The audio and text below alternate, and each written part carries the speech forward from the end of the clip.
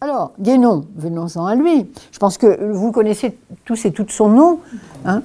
René Guénon, métaphysicien traditionnel inclassable, inconnu des universitaires qui le méprisent profondément, en tout cas qui font comme s'il n'existe pas, adulé par les traditionalistes qui se le sont annexés et donc qui ont construit une chapelle autour de lui.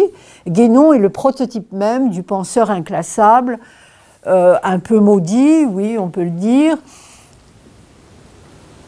à la fois incontournable, parce que quand même la crise du monde moderne et le règne de la quantité, c'est plus que jamais d'actualité, mais en même temps insoutenable. Enfin, on ne peut pas le suivre jusqu'au bout, je crois, c'est pas possible. Enfin, moi je ne peux pas en tout cas. Alors, René Guénon, et on terminera cette première partie là-dessus, refusait toute portée initiatique à une expérience spontanée de ce type. Et même s'il ne connaissait pas Jung, mais peu importe, pour lui, on était là dans un domaine qui n'avait rien à voir avec l'initiation, et il considérait qu'une transmission régulière peut seule garantir l'authenticité d'un tel vécu, auquel il ne s'intéresse pas d'ailleurs. Hein. L'existentiel, pour Guénon, ça n'a aucun intérêt. L'aspect existentiel de l'initiation ne l'intéressait pas du tout, dans la mesure où l'initié est censé s'être dépouillé de sa personnalité profane, pour endosser une personnalité anonyme, impersonnelle, et à ce titre, sacrée. Donc, si vous voulez, quand on prend au pied de la lettre, effectivement, ce qui est censé devenir l'initié, c'est-à-dire quelqu'un d'autre qui n'a plus de personnalité profane, à la limite, effectivement, c'est sans intérêt de prêter attention à ce qu'il a vécu, éprouvé, etc. Donc il y a une certaine logique dans tout cela, même si, elle passe quand même sur, à mon avis, l'essentiel. Alors, on comprend l'objection de Guénon, on la comprend d'autant plus que, j'allais dire, Guénon était extrêmement radical sur cet autre point, à savoir que le monde moderne, en tant que tel, est en soi une contre-initiation. Dans la mesure où le monde moderne est anti-traditionnel, pour Guénon, le fait d'être anti-traditionnel fait basculer le monde moderne dans la contre-initiation. Tout ce que fait le monde moderne est contre-initiatique. C'est de la subversion des valeurs traditionnelles.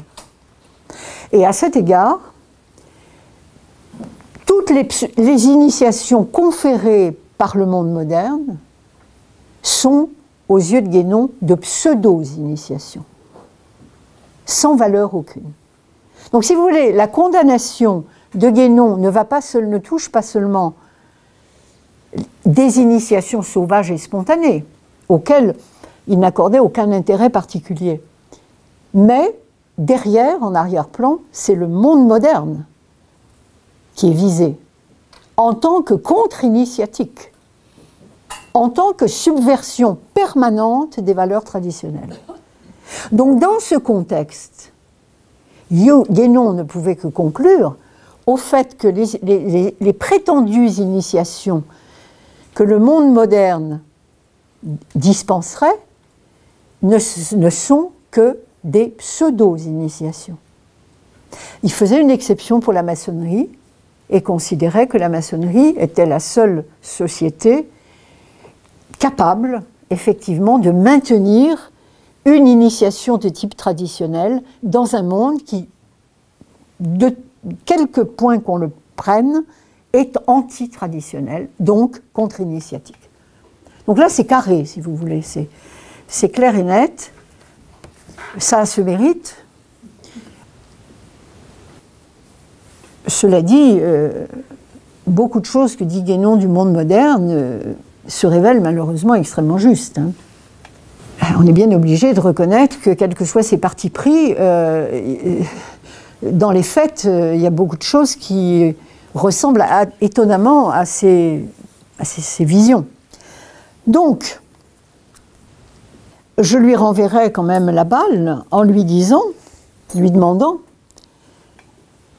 est-ce que la régularité d'une transmission traditionnelle garantit que l'initié l'a vraiment été? Quelles sont les preuves? Hein? Parce que c'est bien beau de recevoir des initiations, mais à quoi ça se voit? À quoi ça se reconnaît? Que l'on est vraiment initié.